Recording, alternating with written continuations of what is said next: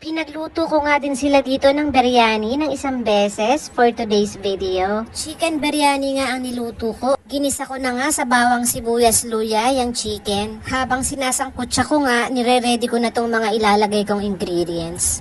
Sa SM ko nga pala nabili ang basmati rice at yung isang ingredients, kaya mahal. Nung chinek nga namin sa Shopee, yung presyo, ang laki ng mura. Kaya next time, alam na kung saan bibili. Kumpleto naman nga ng ingredients, bukod sa black lemon, wala nga akong mabili. Sana nga pala, nagdala ko galing UAE ng mga ibang ingredients para mas mura. Iba-iba nga ang version ng pagluluto ng biryani at sa mga magagaling magluto ng biryani dyan, hayaan nyo na ako sa version ko ha. Hindi to ganun ka-perfect, pero I'm sure magugustuhan nila to. Ayan nga, minekos-mekos ko ng mga ingredients sa tubig para mas mag-combine ng lasa. Para sa akin nga, mas masarap kung mas tatagalan ng pagsasangkot siya gaya nito. 30 minutes ko yatang sinangkot siya yan, saka ko palang nilagay yung mga minekos-mekos kong ingredients. Tomato sauce, turmeric powder, at masala powder. Nilagyan ko na rin ng coriander powder, cardamom, cloves, cinnamon stick, pamintang buo, bay leaf. At syempre, lalagyan ng tubig para masyadong maluto ang chicken. Pagkatapos ko nga mapakulo ng 20 minutes, nilagay ko na yung biryani rice. Pagkatapos, aantayin mo na lang na hanggang sa mainin siya, yung parang normal na nagsasaing ka lang. Pwede rin namang tansyahin kung gaano karaming tubig ang ilalagay. Depende rin sa iyo. Ayan nga, malapit na siyang mainin, kaya naihabol ko pa yung bell pepper, muntik nang makalimutan. Tinikman ko na rin kung luto na ba o hilaw pa. Mas gusto ko nga sa biryani yung medyo malata. Kaya nga pinainin ko nga ng bonggang-bongga yan. Yung tipong gutom na yung mga nag-aantay at taglalaway na sa amoy. At syempre, titikman ko muna yan. Nagkulay yellow nga pala siya dahil sa turmeric powder, pero mas gusto ko yung medyo mas makulay pa, kaya nilagyan ko siya ng atsuete oil. Mas masarap din kung merong fried onions na pang toppings. Pampabango kasi yan, saka pampasarap talaga. Sa sobrang tagal ko nga niluto, nagutom na rin ako. Yala, tara, kain tayo.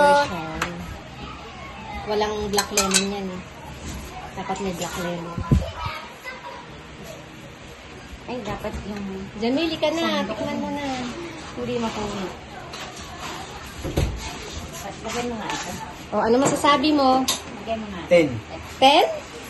Wow. 10 lang? 10 daw ang rate niya. Maglalagay ka man yan kasi ano yan, toppings yan, onion toppings yan. Lagyan mo nga. Hindi ba hanggang 10 lang naman talaga? Chicken. Lagyan mo ng chicken. Walang pepe.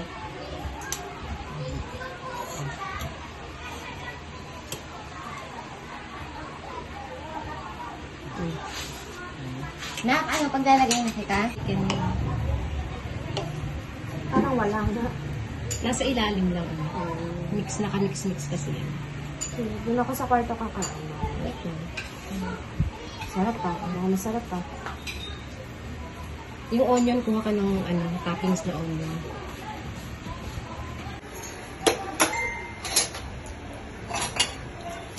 Hot? Ano, kasing lasa ba nung natikman mo sa UAE? O iba yun, nakalimutan Iba, mo na iba yun. yun. Nakalimutan mo na yun kasi ano yun yung white. Yeah. Ay hindi, yellow din yun pala. Hot? Ano Jamil? I-rate mo. Hot? Honest review.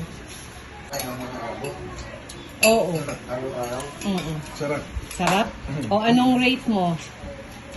39. 39? Ano mas masarap? Yung biryaning ino-order nyo dito o iyan? Ito.